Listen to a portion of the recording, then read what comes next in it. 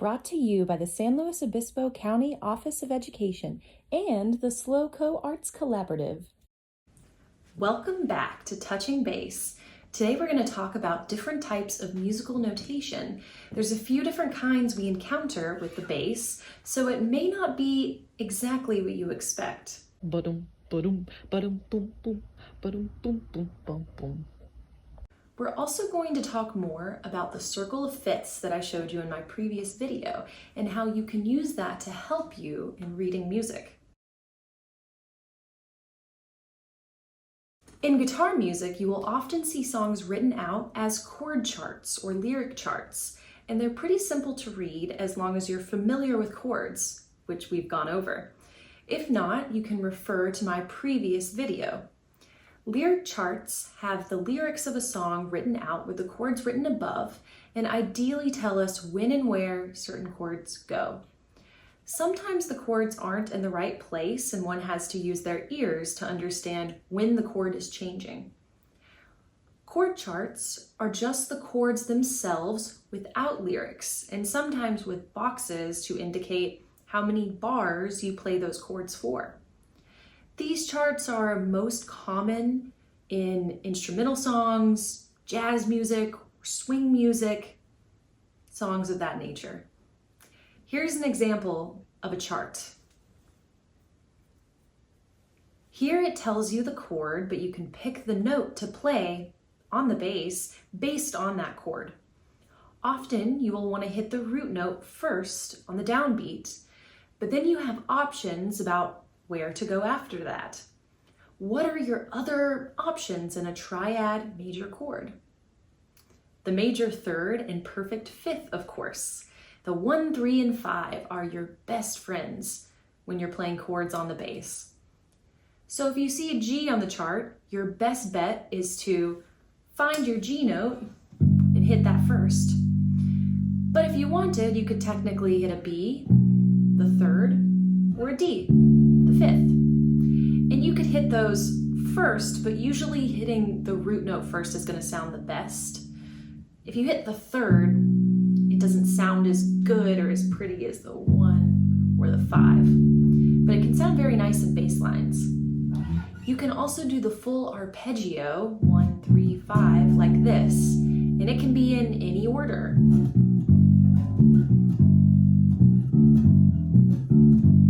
You can also hit the 1 first and hit the 5 like this. What kind of chord has those two notes, the 1 and 5? A power chord. That's right. If I have a good chart, sometimes I don't even need to have played the song before. That's not something I recommend that you do all the time, but it's very handy in case of emergencies, or even if you're on stage and someone requests a song that you've never played before. It's the most helpful if you've at least heard the song before, so you at least know how the groove goes. So let's do an exercise with charts. Here's a song with 3 chords, and we're going to play it together, just sticking to root notes. I'm going to play the bass along to a guitar, so listen for it. And I'll also match the groove of the guitar. I'm going to be hitting the 1 of the beats. You'll hear it.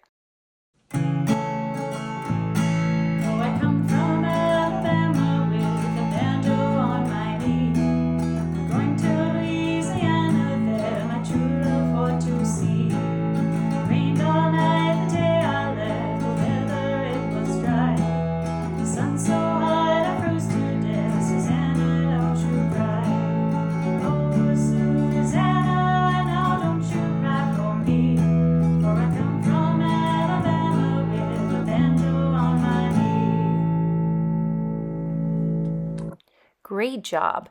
Now I want to incorporate some other notes that come along with each chord. You'll hear it. I'm definitely going to be doing a lot of 1s and 5s. That's very common for this style of music. So let's give it a shot.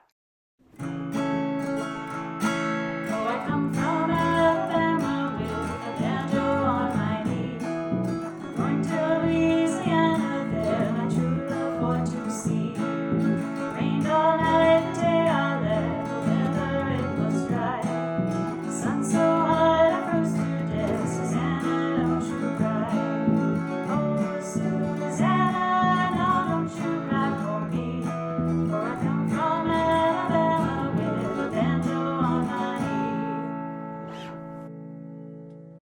So just to talk about the song a little and to explicitly say what I'm doing, the key is in A, and I know this because the E really points back to the A, and the song starts on A and ends on A. Like A really feels like home here.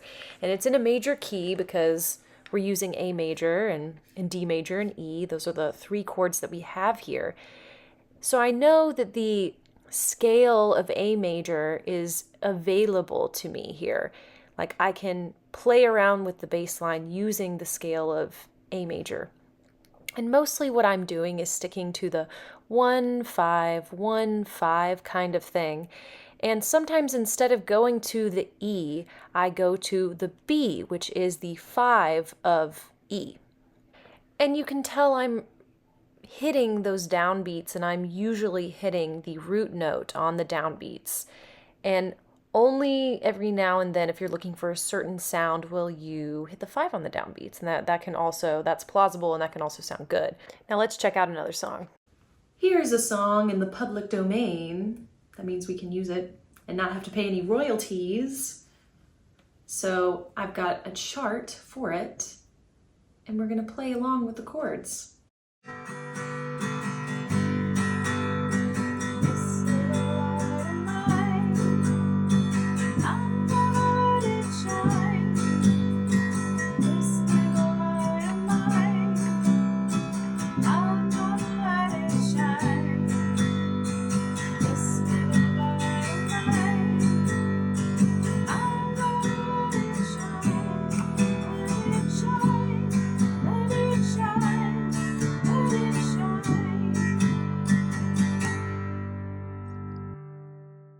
So with that pass, I was sticking to root notes, sticking to my G's on the G major chord and my C's on the C major, and then E on the E minor, D on the D major chord.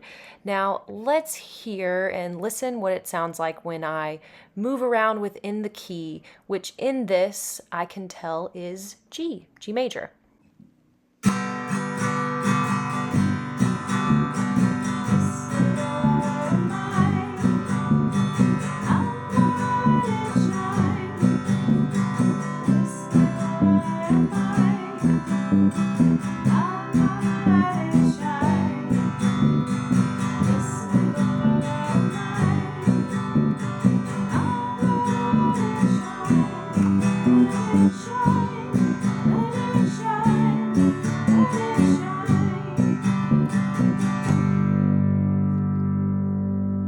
In that version, I took more of an arpeggio approach. So for every single chord you see, I'm typically doing a 1 3 5 3 pattern.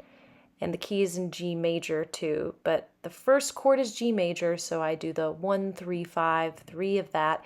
Then a C major, same thing, that 1 3 5 3, and I do that for every single chord you see there. That's always an option you have as long as it'll fit the groove of the song or what the guitar is doing. I think now you really understand the basics of charts, so it's time to move on. So another way to write down music is called tab or tabulature, and this method is often employed by guitarists and bassists when specific notes or specific licks are involved, like very specific musical lines.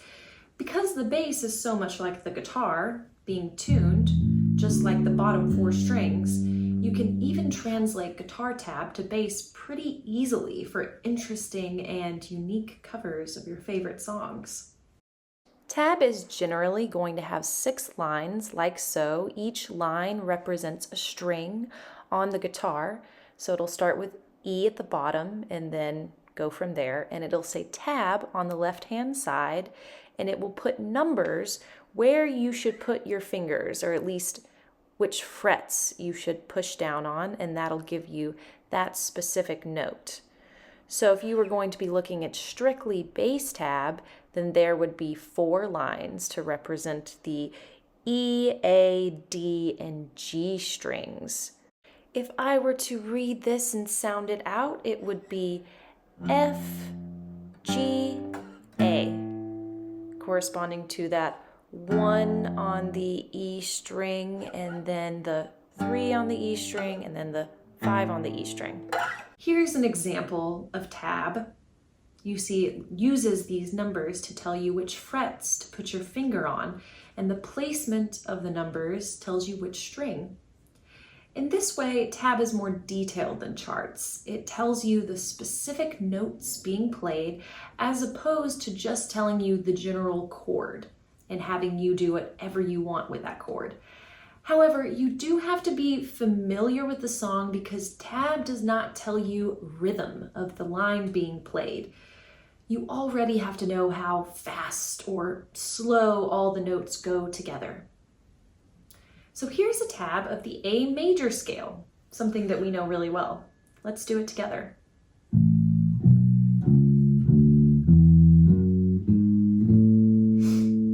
Yeah. Do you remember how we sing that? Do, re, mi, fa, sol, la, ti, do, ti, la, sol, fa, mi, re, do. Now here's a tab of the A minor scale.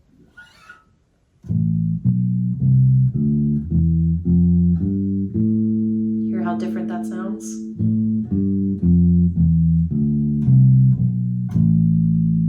Do you remember how we sing this one? Do, re, mi, fa, sol, le, te, do, te, le, sol, fa, mi, re, do. Do you see how we started on the same note, but we played a series of different notes? We call these parallel keys, keys that have the same tonic, but different key signatures. So A major is the parallel major to the A minor key. Parallel keys are not the same thing as relative keys. Just to remind you, relative keys will start in different places but contain the same notes. Like A minor, for example, is relative to C major.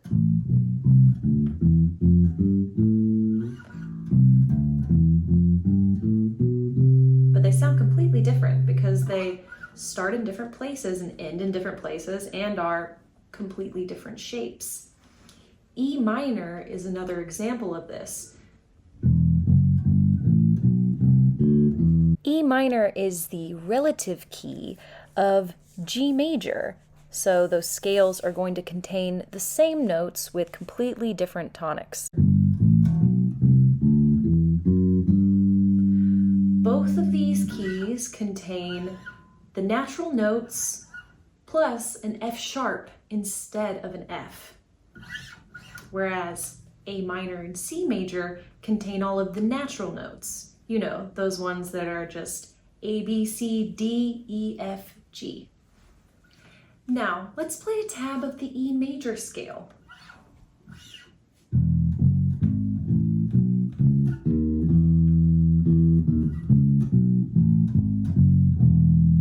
We go up and then we go down. Now here's the parallel tab of the E minor scale.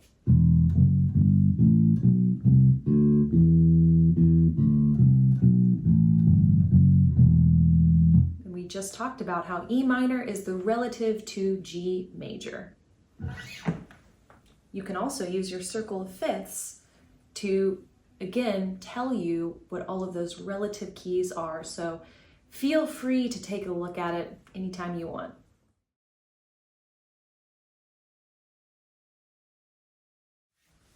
How about we do the C sharp minor scale?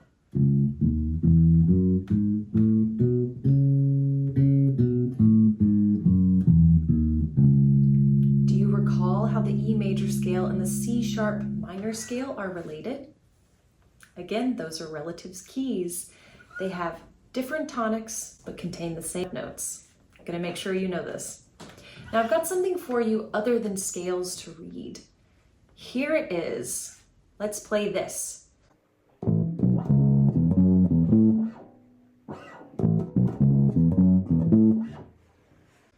We call this a lick.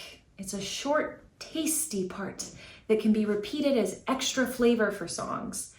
As you can see, tab isn't exactly able to tell you the timing of a lick or the notes. You can just get a general idea of the spacing. So tab is most helpful when you can hear the song. Listen how the lick changes if we play with different timing.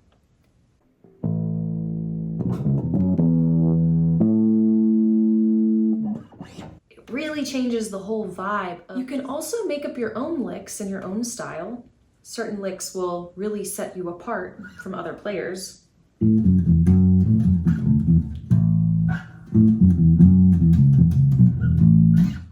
All in all, tab is pretty straightforward to read, and it's good for telling you individual notes to play. So a chart, again, is going to tell you chords, and in those chords we have options, but with tab there's less wiggle room. It's also the most clear way to learn new bass lines or remember one that you've already learned because it doesn't include rhythms. It's also not the most clear way to learn new bass lines or recall ones you've already learned because it doesn't include the rhythms. But that is why we have ears, and if you can listen to the song, then you can always figure those out for yourself. If you want to play something very exact, you will have to turn to sheet music, which is the standard musical notation that people think of when they're imagining reading music. So that brings me to my next point. With that, we move on to the meat of the lesson. First things first, when it comes to reading sheet music, you need to know about clefs. This here is your treble clef. This clef is going to tell you how to read the notes on these spaces and the lines. As you can see here in treble clef, the bottom line is an E. Any note on this line like this is going to be an E. Then moving up the lines, it goes to G, B, D, F. And the spaces start with F and go F, A, C, E. Yes, they spell face. I like to remember that the treble clef has a big face, so always remember treble spaces spell face. For the lines, I think it's very popular to say, every good boy does fine. So you can use that phrase to remember the acronym for your musical notes. It's all a pattern, as you can see. Ultimately, it covers all of the alphabet notes, you know, E, F, G, A, B, C, D, E, F. Within these lines and spaces, we're going to put our notes, which will also tell us the rhythm. So remember in our rhythm video 2, where we talked about quarter notes, eighth notes, and the like. Now we're going to put those into context. We read music left to right as well, the same way we would read sentences on a page. It's also a good time to mention that the notes get placed upside down, so to speak, once you get to the middle line. So that is the B line. So here we have that first one on the left is a B, and then the next one, the space, is a C. Quick little quiz now. What are the notes that you see right here? Well, they're the spaces, and of course we read them left to right. So it's going to be an F, then an A, C, and then the last one is an E. And what are the notes here?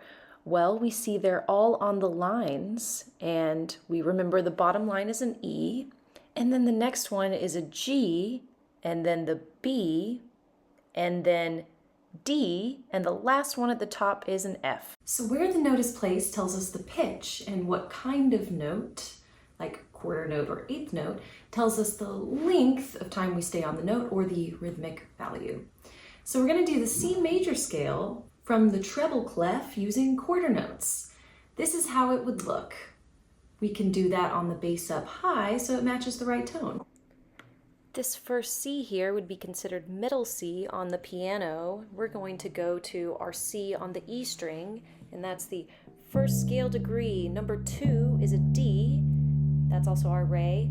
Number 3, we have E. That's mi.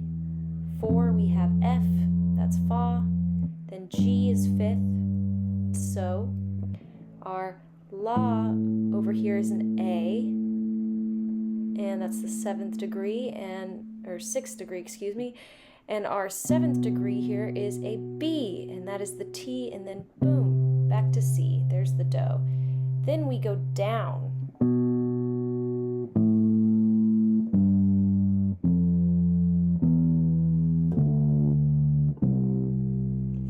And that's your C major scale. You just read it on there. Technically in 4/4, so if we wanted to go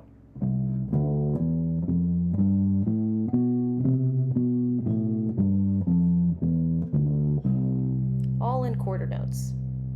Not so bad, right? It's like reading letters, and eventually with practice, you can read words and sentences and then full stories or songs. I bet you're wondering where all of the sharps and flats fit into reading sheet music. Well, there's a place for those too, and for that we can actually use the circle of fifths. Here's that circle again.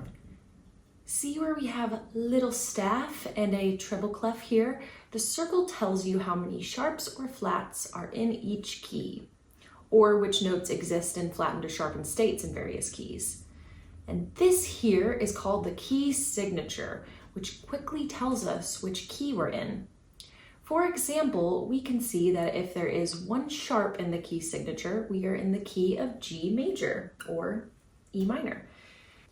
By using the circle of fifths to know how many flats or sharps are in a key signature, we can look at the beginning of the song and usually know what key we're in. This is why we need to understand the concept of scales and keys before reading music on the page. If a note is sharp or flat in the key signature, that is the version of that note that exists in the key. If you also have an F sharp, you won't also have an F natural or an F flat. There will be a little sharp or a little flat sign that tells you which note is going to be sharp or flat. So as the clock moves clockwise to each respective fifth, then the number of the sharps goes up until you get to F sharp at the 6 o'clock position, and then it switches to flat notation and the number of flats goes down as the clock moves clockwise. For example, we have the key of G, and there's one sharp sign, like we said, on the F line. So we know the sharp is gonna be F sharp, and the rest are the natural notes. If we find D minor on the circle, which corresponds to the relative key of F major, we can see one little flat sign where our B would go. So we know that we have a B flat in the key and the rest are natural notes. So if you see no sharp and flat here, you can always know that you're dealing with C or its cousin, relative, A minor. Let's try reading a public domain tune with sheet music, and I bet you'll recognize it. Here we can see the time signature of 3/4. So based on our rhythm video, we know that this time signature feels like 1, 2, 3, 1, 2, 3, 1, 2, 3. Each bar will be 3 beats, each the length of a quarter note. We also know the key is either A minor or C based on the key signature. Here we see no sharps or flats, so it's going to have all natural notes here unless specifically specified on the note. The way you can often tell whether it's in A minor or C is to look at the end of the piece and see what note it ends on, because often songs want to end on the note that feels like home or the tonic note. Let's go through the song just playing the melody on the bass.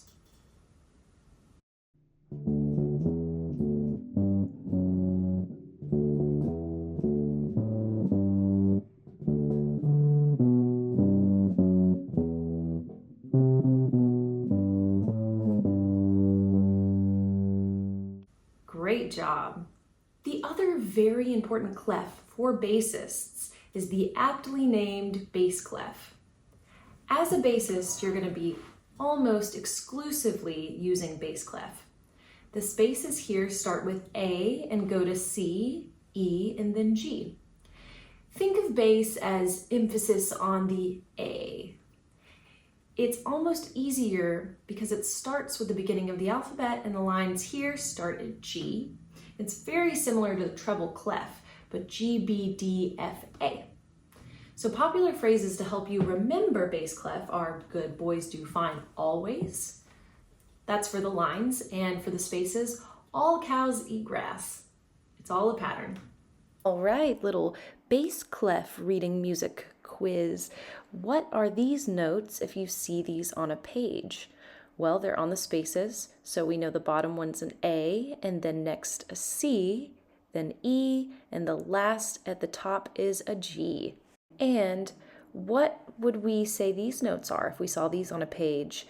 Well, they're all on the lines, so we know the bottom line is a G, and then the next line is B, and then the line after that's a D, that middle line, and then F, and the last line at the top is an A. So let's see how the C major scale compares if we read it here on bass clef. Again, we're starting with C there, and I'm starting on the E string, then I go to my D, E, F, G, A, B. There's my octave C, and then back down.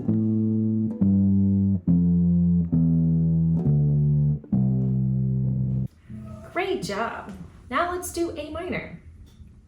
I'm starting with my A on the E string on the bass.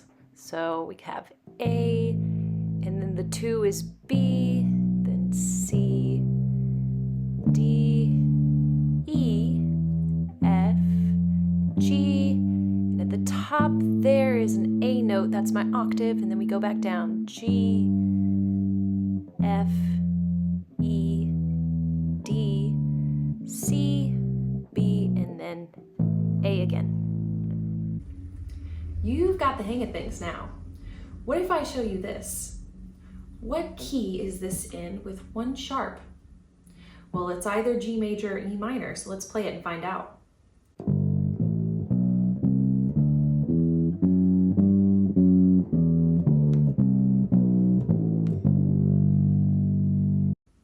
Sound familiar?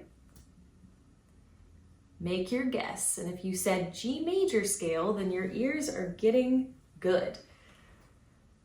Let's do it again. Here we've got one flat, so we know it's either F or D minor, so let's play it and find out.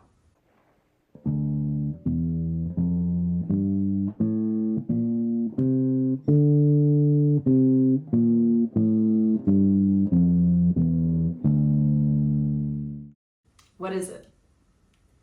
If you said D minor, then we are cooking with gasoline. So what are the spaces on the bass clef?